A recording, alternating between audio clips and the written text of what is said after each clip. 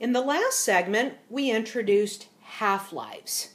And we're going to make this simple, and we're going to go with exact half-lives so that we can avoid natural logarithmic decay. Okay?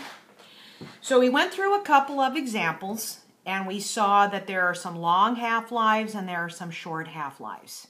Again, be sure to do some problems in your book, what you see on Blackboard, or any other kind of ancillary that you're given. All of these require more practice. That should go without saying. Okay, nonetheless, how can the concept of half-lives be useful? Why do you want to know half-lives? Well, radioactive waste. If you live close to a radioactive nuclear power plant, you want to know how long the radioactive waste is going to remain radioactive. And most of the time, this is a very, very long time, so they end up effectively being put in barrels, lead-lined barrels, lined in concrete, and put into the inside of mountains and sealed there literally for all eternity. Okay? Biological testing. Again, because you have that E equals hc over lambda equals h nu, you can have some kind of tissue that you want to add a radioactive tracer to. That radioactive tracer is going to give off energy, which will give off some kind of wavelength or frequency that you can see or hear. Okay, so you can, for example, have gallium-68 target the pancreas and help detect pancreatic cancer, short half-life of about an hour.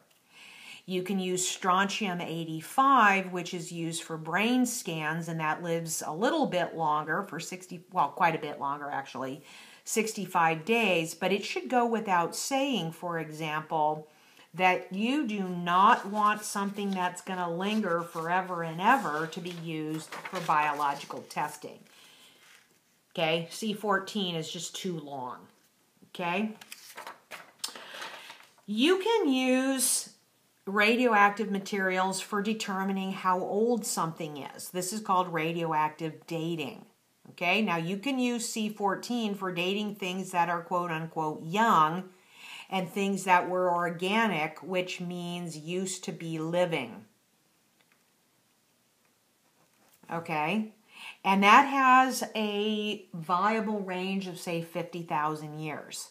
So you would use this, for example, for putting a date on, say, a mummy. If you found a mummy, you could use C14 to determine how old the mummy is.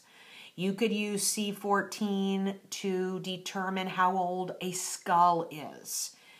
You could use C14, a skull of something that died within 50,000 years. Okay, so for example, you couldn't use it for a dinosaur skull. Okay, that's too old. You could use C14 for linen. Linen is a plant, the flax plant.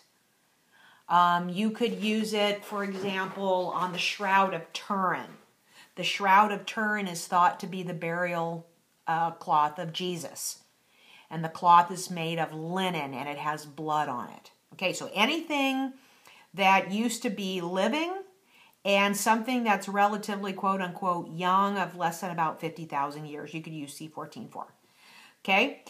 Now, uranium-238 has a complicated, 238 uranium will decay, something like 14 times, and it will finally decay into lead-206, okay? And that whole process is on the order of 4.5 billion years, okay? 4.5 billion years.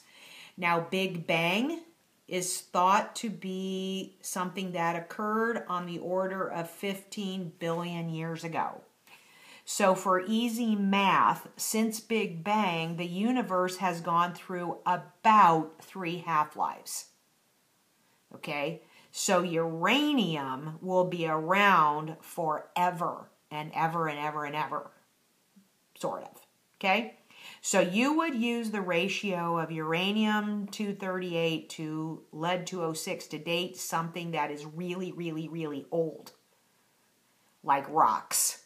So if you wanted to put a date on a meteorite that you found in a field, let's say, or some rocks that you find, that's uranium-238, okay? Now you can also use potassium-40 to determine the age of something that doesn't contain uranium. Okay, something that is very, very old that does not contain uranium, okay?